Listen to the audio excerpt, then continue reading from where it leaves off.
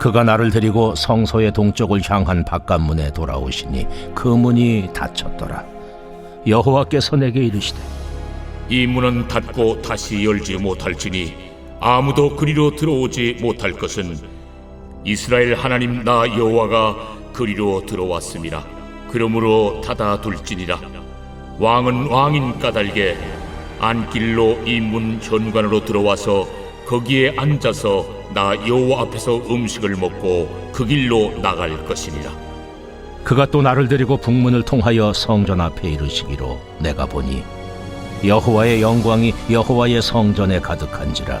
내가 얼굴을 땅에 대고 엎드리니 여호와께서 내게 이르시되 인자야, 너는 전심으로 주목하여 내가 네게 말하는 바 여호와의 성전의 모든 규례와 모든 율례를 귀로 듣고 또 성전의 입구와 성소의 출구를 전심으로 주목하고 너는 반역하는 자 곧 이스라엘 족속에게 이르기를 주 여호와께서 이같이 말씀하시기를 이스라엘 족속아 너의 모든 가정한 일이 족하니라.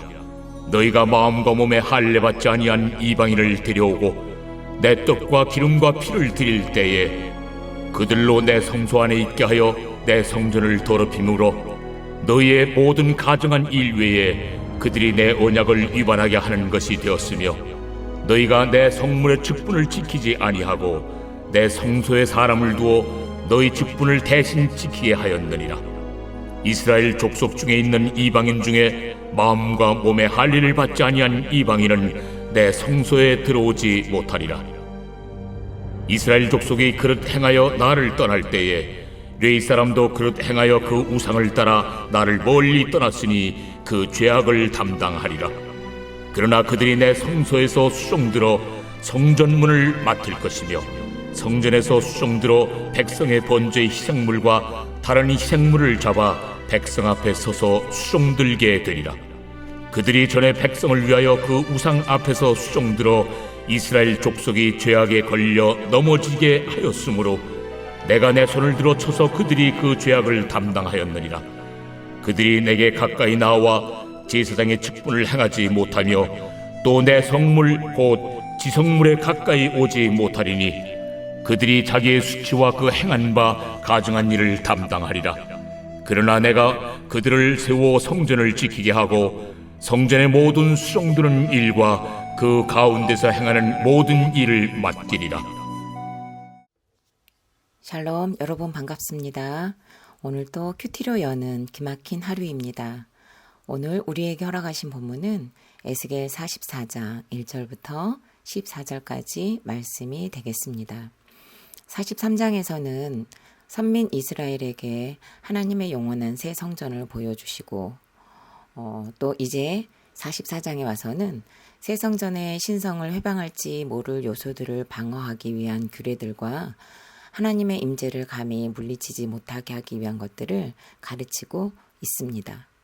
먼저 본문 1절부터 3절에서는 성소의 동문에 대한 특징을 알려주고 유일하게 출입하는 왕의 역할에 대하여 설명을 하고 있습니다. 하나님께서는 지난 에스겔서 10장에서 패역한 이스라엘 백성들에게 나타날 은혜의 임재를 철퇴하시고 이 동문으로 떠나셨습니다. 하지만 43장 그리고 이제 44장에서 다시 이 동문으로 돌아오신 후에 폐쇄하신 것을 보여주시며 이 문을 다시 열지 못하는 것은 여호와께서 이곳으로 들어오셨기 때문이라고 합니다. 이렇게 닫아두는 것으로 모두에게 하나님을 드러냄과 동시에 안길로 들어와 앉아 여호와 앞에서 음식을 먹을 단 한 사람을 소개하는데 바로 왕만이 그것을 할 수 있고 그 들어왔던 길로 나가게 된다고 합니다.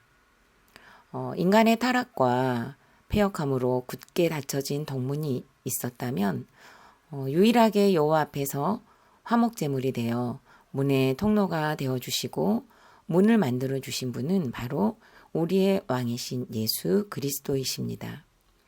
에베소서 2장 1절에서는 그는 허물과 죄로 죽었던 너희를 살리셨도다 라고 하신 것처럼 이미 죄로 죽었던 우리였으나 예수 그리스도로 힘입어 은혜의 보좌 앞으로 담대히 나아가 말씀의 떡을 먹고 우리의 배에서 생수의 강이 흐르는 은혜를 주셨습니다. 닫혀진 덕문을 보면서 우리의 죄를 묵상하지 않는다면 우리의 죄를 담당하시기 위해 여호와 앞에서 우리의 왕이 되셔서 화목제물이 되신 예수 그리스도를 누릴 수가 없을 것입니다.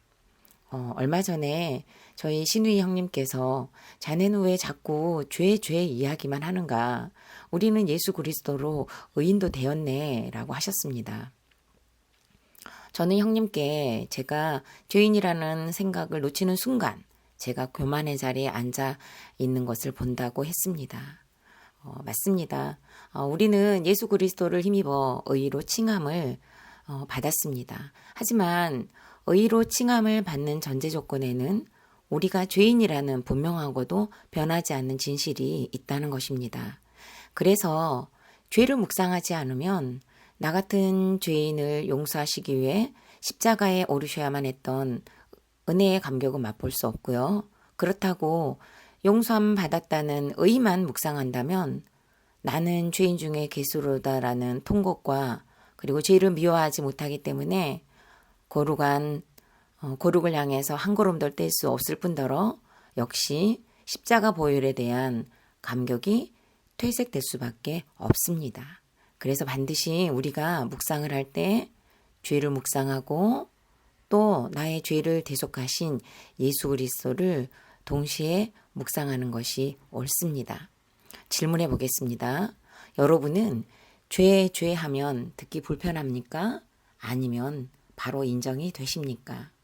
나의 죄값을 치르기 위해 십자가에 오르셔야만 했던 예수님의 공로가 감격이 되십니까?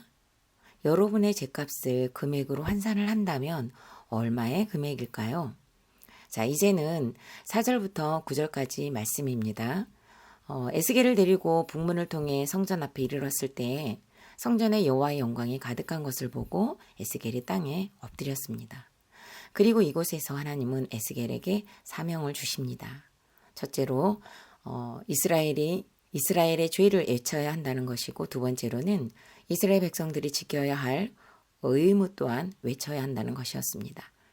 하나님께서는 먼저 당신의 영광이 가득함을 에스겔에게 보여주셨습니다. 이 영광 앞에서 에스겔은 스스로 엎드리게 됩니다. 감당할 수 없는 영광 앞에 에스겔은 두말할 필요가 없이 전심으로 여호와의 말씀에 귀를 기울이게 되는 은혜를 덧입혀 주십니다. 그리고 이스라엘이 대놓고 성전의 뜰에서 우상을 섬기며 하나님을 모욕했던 것들을 자세하게 지적하십니다. 그리고 레위인들이 성물의 직분을 지키지 않았을 뿐더러 사람을 두어서 대신 지키게 하면서 그 사람들에게 그 어떠한 설명도 해주지 않음으로써 성전에서 맡은 역할을 얼마나 하찮게 여겼는지를 설명해 주는 것이 되었음을 지적하고 그런 행동이 바로 하나님을 하찮게 여기는 것이었다는 것을 말해줍니다. 이런 점을 비추어 다시는 이방인 중에 마음과 몸에 할례를 받지 않는 자는 들어오지 못하도록 하라는 것이었습니다. 이것은 지금으로 표현하자면 교회의 타락에 있어서 교회 지도자들의 타락과 더 나아가 먼저 믿는 자들의 타락으로 인해 영향력 없는 그리스도인들의 삶을 지적하는 말씀이기도 합니다. 그리고 10절부터 14절에서는 이렇게 하나님을 모욕하는 것으로 시작하여 결국에는 이스라엘과 레위인들이 우상을 따라 하나님을 멀리 떠났다고 합니다. 성소에서 하나님을 예배하는 거룩한 생활에 만족하지 못하고 우상을 쫓아 하나님을 멀리 떠난 레위인들에게 하나님께서는 그 죄악을 담당하리라는 선포를 하십니다. 이 말씀을 묵상하다 보면 여러분들 파수꾼들이 생각나지 않으십니까? 망대에서든지 군사 요충지에서든지 파수꾼들이 해야 할 일은 적군의 동태를 살피면서 나라와 백성이 위험에 노출되지 않도록 망을 보며 위급한 상황이 감지되면 즉시 나팔을 불어 알리는 것이었습니다. 나팔을 불어서 알렸는데도 백성들이 도망하지 않아 당하는 화는 파수꾼의 책임이 아니라 백성들이 그 핏값을 감당하지만 나팔을 불지 않아서 백성들이 당하는 화나 피는 파수꾼에게 찾는다고 했습니다. 이와 마찬가지로 이스라엘의 지도자들이었던 제사장들과 레위인들이 그릇 행하는 곳으로 우상 앞에서 수종들게 하므로 백성들이 죄악에 걸려 넘어지게 하는 것으로 하나님을 멀리 떠나도록 했기 때문에 그 죄악을 바로 이들이 감당하도록 한다는 것입니다. 이에 대한 보응으로 제사장들에게 가까이 오지 못하도록 손을 쳤다는 것은 이스라엘의 분단을 의미합니다.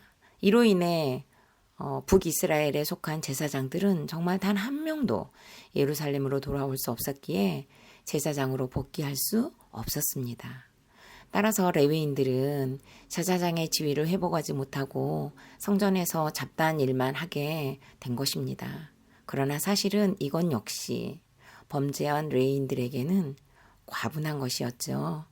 이렇게 자신의 직무를 유기하고 유린했기 때문에 수치를 당하고 고통을 당하는 것으로 죄를 담당하도록 하나님께서는 배려해 주신 것입니다. 레위인들이 할 수 있는 것으로 죄를 담당하게 하신 것처럼 하나님은 우리에게도 우리의 고난을 노래하는 것을 통해 우리의 죄를 담당하는 은혜를 주셨습니다. 저는 어린 시절에는 엄마의 분노와 학대가 싫어서 3번이나 가출을 했고 또 5학년 때는 자살 시도를 했었습니다. 그리고 중학교 때는 엄마를 엄마라고 부르지 않는 것으로 반항을 했었죠. 이렇게 부모님께 반항하며 지냈던 시절을 잊어버리고 살고 있었는데 지난 2019년에 하나님은 친정어머니를 저희 집으로 보내셔서 병수발을 들게 하는 것으로 묶이게 하셨습니다.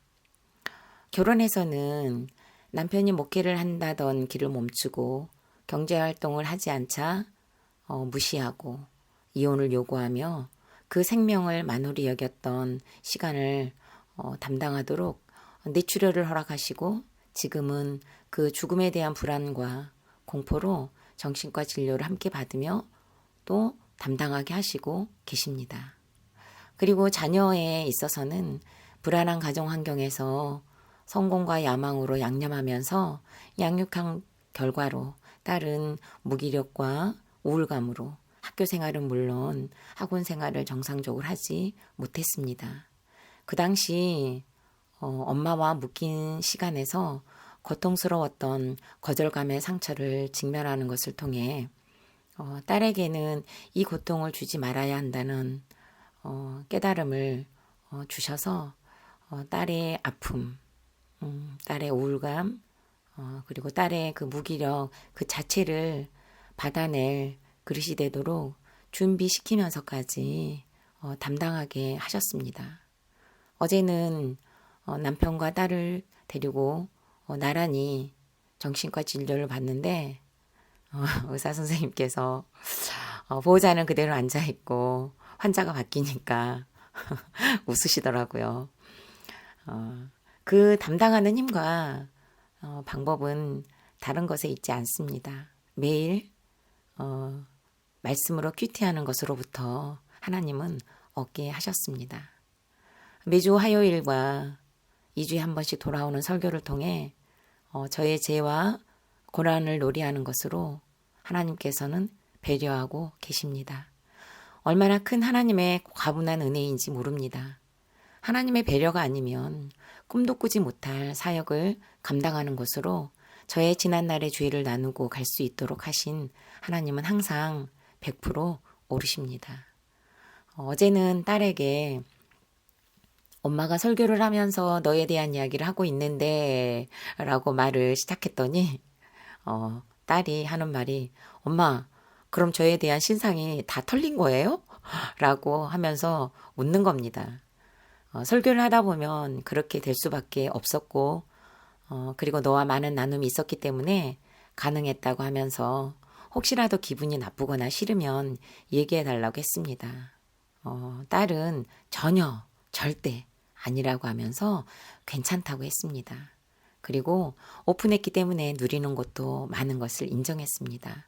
교인들의 엄청난 기도의 후원과 그리고 관심 그리고 간간히 힘내라고 쿠폰도 보내주시고 어제는 예배를 마치고 나오는데 한 집사님께서 당신의 딸을, 손녀딸을 잘 부탁한다면서 인사까지 하시더랍니다. 저는 저의 죄를 나누고 그 죄값으로 인한 고난을 노래했을 뿐인데 남편은 양육을 받고 내 죄보다 고난이 약하다는 고백을 하고 딸은 구속사의 언어를 알아듣고 자신의 약한 모습을 나누는 것에 매이지 않는 단단함을 선물로 받고 또 공동체를 도와줄 것을 요청하는 역할을 감당할 수 있는 기회까지 허락해 주셨습니다. 딸은 나눔을 하면서 빨리 입시가 마무리되고 도움을 줄 수 있는 동생을 만나고 싶다고 했습니다. 질문해 보겠습니다. 여러분이 걸려 넘어지는 영역은 무엇이고 어디입니까? 내가 넘어지는 곳으로 내 자녀도 함께 넘어지고 배우자도 걸리게 한 사건이 있습니까? 그 걸리게 한 나의 죄는 무엇입니까? 가정과 공동체에 지속적으로 나의 죄와 고난을 외치고 있습니까? 내가 외치면 자녀가 살아나고 가정이 살아난다는 것을 믿고 누리고 계십니까? 마지막으로 오늘 11월 2일 보석상자입니다. 우리가 가진 상처, 즉 쓴 뿌리의 근원은 우상숭배에 있습니다. 아멘. 오늘도 큐티로 기막힌 하루를 살아내는 하늘가족 공동체와 이 방송을 듣는 모든 성도님들이 되시기를 바랍니다. 감사합니다.